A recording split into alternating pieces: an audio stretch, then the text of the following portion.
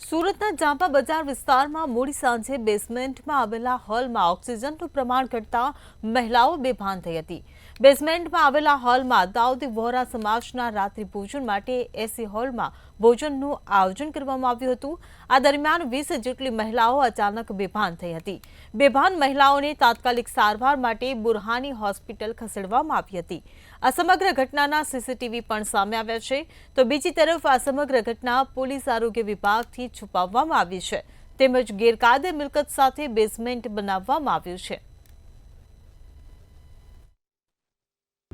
વિઝિટમાં તો એવું છે કે અમારા આરોગ્ય અધિકારી શ્રી ડોક્ટર ઉમરીગર સાહેબ અને અમારા નાયબ આરોગ્ય અધિકારી Shri central zone doctor Ketan Garasia સાહેબ તરફથી સૂચના મળી કે આવું કંઈક થયું છે, તપાસ કરો। તો એ તપાસ અર્થે અમે અહીંયા આવ્યા છે। અમે અહીંયા જોયું છે કે આ હોલમાં સફોકેશન થાય એવું છે, વેન્ટિલેશનની કોઈ વ્યવસ્થા દેખાતી નથી અહીંયા, અને એવું જાણવા મળે છે કે 30 થી 35 બહેરાઓ બેભાન થઈ ગયા હતા, કે સિલિન્ડર પીરસવામાં આવ્યું છે એવું અમારી જાણમાં અહીંયા આવેલું છે।